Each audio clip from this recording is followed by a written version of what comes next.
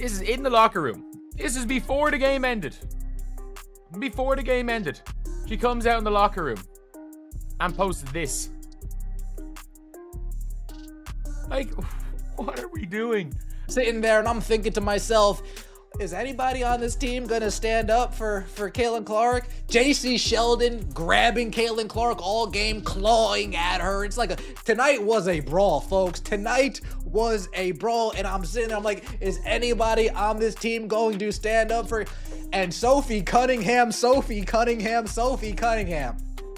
Caitlin Clark didn't come into the WNBA quietly. She came in like a lightning strike. Rookie of the month, media darling, and walking headline. But with all the player trying to shut her down, it was an entire team, and they didn't hold back.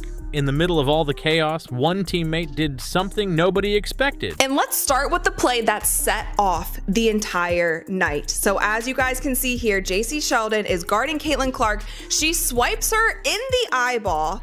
Caitlin Clark nudges her off because JC stays in her face. And then Tina Charles runs over and is kind of wagging her finger in Caitlin Clark's face. And then Marina Mabrey comes out of nowhere and chucks her to the floor. Now let's watch this in slow motion. Here, JC Sheldon is guarding Caitlin, swipes her in the face. There's one. Going for the ball, swipes her in the eyeball. Caitlin's gonna have to start wearing goggles. And then Caitlin pushes her off of her, like, why are you still in my face? Marina Mabrey, bat out of hell, chucks Caitlin Clark. Sophie Cunningham didn't just defend Clark, she went off. We're talking elbows, stares, borderline mayhem. What started as a hard foul turned into a full-blown meltdown that lit up social media and split the league in half.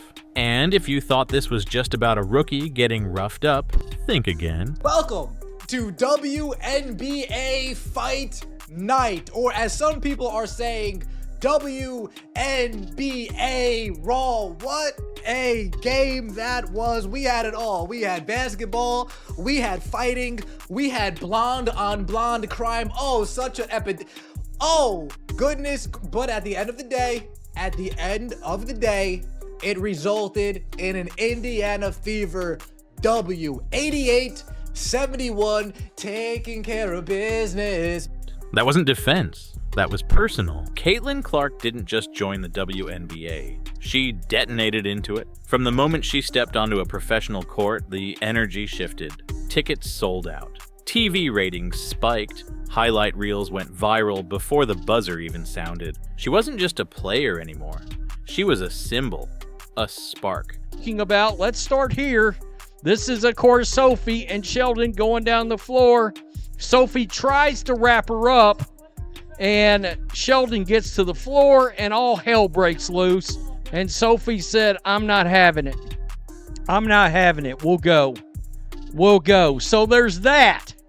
That, of course, was all a byproduct of this right here, folks. And I mean, when I tell you social media is setting the WNBA on fire right now, not in a good way, it's the understatement. And the league responded exactly how you'd expect when someone steals the spotlight overnight. Veterans who'd grinded for years without the cameras, they weren't just watching, they were waiting. Every game became a test, not just of Clark's skills, but of her composure. Opponents didn't challenge her with plays, they challenged her with elbows, stares, body checks, and whispers. Of course, Marina Mabrey is going to get ejected because that was unwarranted. She literally came out of nowhere and chucked Caitlin Clark. There should be a flagrant one, of course, on JC Sheldon because she swiped her and hit her in the eyeball. Whether it is intentional or not, you can still have a flagrant a flagrant foul called on you, whether you are trying to intentionally hurt somebody or not. But this is what they called, you guys. This is what they called. Caitlin Clark, Marina Mabrey, Tina Charles were assessed with technical fouls on Tuesday. Caitlin, Marina, and Tina Charles. Technical fouls. That's it. Technical fouls. That's it. And JC Sheldon was assessed with a flagrant 1 foul, and no players were ejected. It wasn't defense. It was pressure, relentless, personal, almost calculated. Every bump came with a message. You don't get to skip the line, and every game turned into something just a little more tense than basketball. But while everyone was focused on Caitlin Clark, some watching, others circling, someone else was watching all of them. Someone who'd had enough. It started with a swipe. Quick, aggressive, and aimed high. JC Sheldon, up in Caitlin's space all game, finally crossed the line. She clawed across Clark's face, catching her in the eye. No call, no pause, just a smirk and more pressure. Caitlin, trying to create space, gave a frustrated shove back. But by then, the situation had already cracked open, and the whole game was about to spiral. That's when Tina Charles stepped in. Not to calm things down, but to escalate. She stormed over, wagging her finger in Clark's face like she was scolding a child. Seconds later, Marina Mabrey came flying out of nowhere and blindsided Clark, sent her crashing to the floor in a moment that looked more like a cheap shot than a basketball move. And just like that, the tension exploded. I feel good, and Sophie Cunningham put me out on a high note, folks. I didn't even say, Ben, calm down, regroup. I didn't even say that. Let's get straight to the play. Everybody, the plays everybody is talking about. First off, Marina Mabrey body checking Caitlin Clark to the ground. JC Sheldon all over her. Riding her. Pokes Caitlin Clark in the eye. Oh, man. Caitlin Clark needs to start wearing goggles, folks. Caitlin Clark's going to need to start wearing goggles. Bumps up on Caitlin Clark. Caitlin Clark says, "Get your hands off me." And then here comes Marina Mabrey. Boom! Exploding Caitlin Clark like a safety coming downhill in the NFL. There was no flop there. Players rushed in. The crowd roared. Cameras scrambled to keep up. Clark, still on the ground, looked more like a quarterback after a late hit than a point guard trying to get a pass off. The league's golden rookie had just been bulldozed in broad daylight. And the refs, one flagrant, a couple technicals, no ejections, no real consequences. While most of the league watched that chaos unfold with shrugged shoulders and silence, one player snapped. Sophie Cunningham didn't just step in, she charged in. The moment Caitlin hit the floor, Sophie was already there, not hesitating, not asking questions, not waiting for a whistle. She locked in like it was personal, because to her it was. And handle them she did. Body checks, dead-eye stares, shoulder-to-shoulder pressure. The kind of physicality you don't see unless someone's protecting something that matters. Early, about a minute and a half into recording this reaction earlier, with 1 minute left, and all hell broke loose between JC Sheldon and Sophie Cunningham, and it is very clear the Indiana Fever, some of these girls on this team are finally fed up.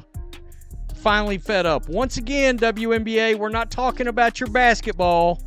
We're talking about the WNBA WWE Raw circus that you got going on right now, and we all know this incident with Sophie stems from the incident that was clearly not handled correctly by the WNBA and the referees. In that moment, Caitlin wasn't just a teammate, she was a line in the sand.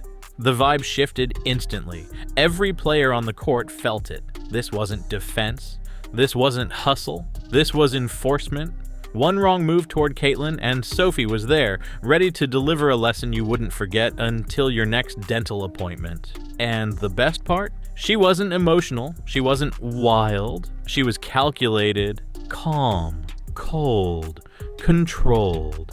In a league that's built on finesse, Sophie brought friction. And if anyone thought Caitlin was alone out there, they were about to learn, painfully, that the Fever had a brand new strategy. The second Sophie clocked in, the entire vibe of the game changed. This wasn't basketball anymore, it was battlefield strategy. Sophie wasn't trying to win plays, she was making examples. Every hard screen became a warning, every bump was a checkpoint.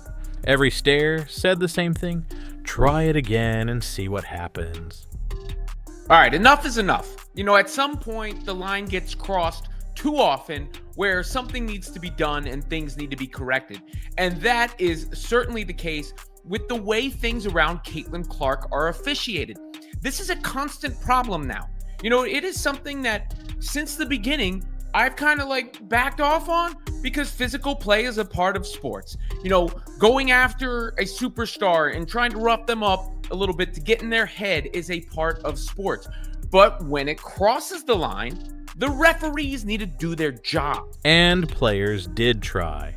Big mistake. The moment anyone so much as brushed Caitlin after the whistle, Sophie was there, arms up, feet planted, jaw clenched. She moved like she had a personal vendetta against elbows and cheap fouls. 1 second she was on the wing, the next she was across the court, cutting off a drive like a heat-seeking missile with sneakers. She didn't just protect Clark, she disrupted entire offensive sets with sheer presence, no flopping, no theatrics, just pure calculated chaos. You could see it in the eyes of the other team. They weren't just playing the fever anymore, they were trying to survive Sophie.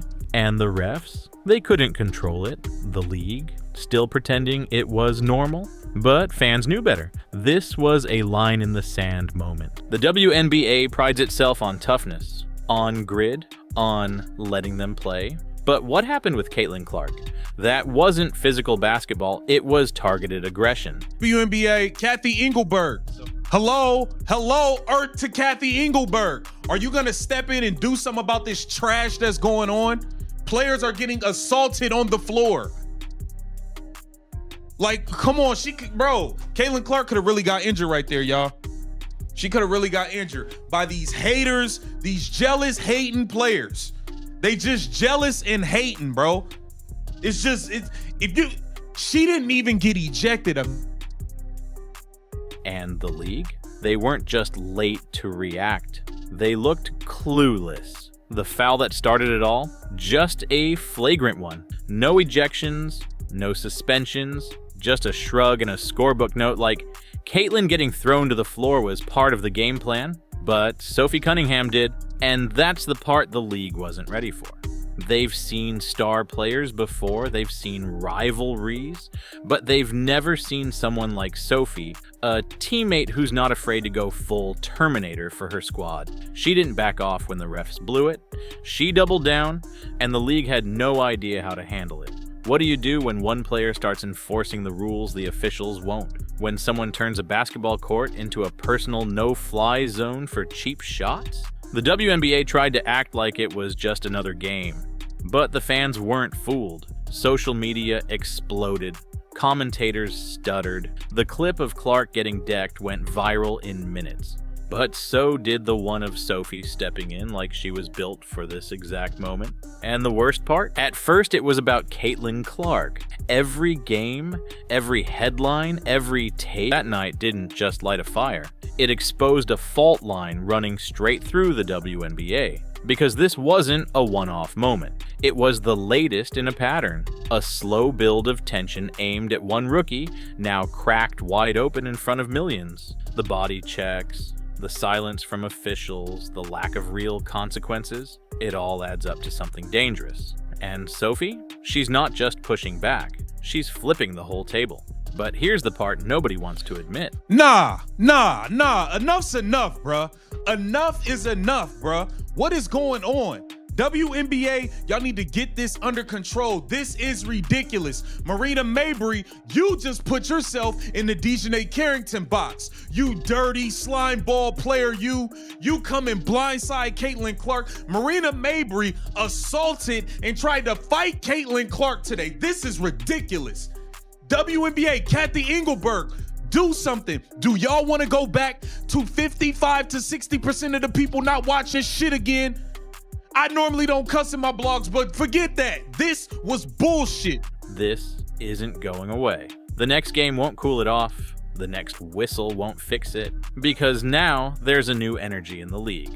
And it's not coming from highlight dunks or game winners. It's coming from bad blood, from personal grudges, from the slow realization that some players aren't playing for points anymore. They're playing to send messages. And unless the league steps in, this rivalry is only going to get nastier. Because when every game feels like a setup, and every foul feels like a warning shot, the next explosion, it's not if, it's when. Caitlin Clark might be the future of the WNBA, but the present? That belongs to Sophie Cunningham. So much happened in this game, but first, let's talk about Sophie and JC. All right, JC Sheldon. My goodness, dog. My goodness. Now, honestly, I felt like Sophie might have wanted a piece of JC after the Caitlin Clark and JC kind of scuffle going on, right? Then this happened, okay? Because what we witnessed wasn't just a defensive play, it wasn't even just loyalty, it was a statement, loud, physical, and undeniable, and now the entire league has a decision to make. Are they going to keep letting the most watched player in women's basketball get beat up night after night? Or are they going to wake up and realize that what's happening on that court is bigger than a rivalry? We see Caitlin Clark on the receiving end of something, and it's not called correctly. In fact, she gets a technical foul after getting poked in the eye and then shoved to the floor, and Marina Mayberry doesn't even get thrown out of the game. It's basically open season on Caitlin Clark, and the special whistle that she supposedly gets goes in the other direction. Flagrantly so. They got to put it to an end. I mean, she's the most valuable player in the league in the most literal sense. And somehow she gets the opposite of superstar treatment. Because this isn't just about one game.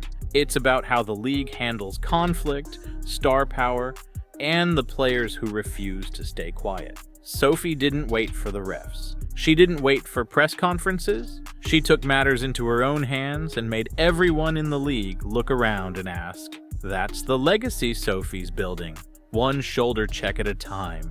And whether the league likes it or not, fans can't look away."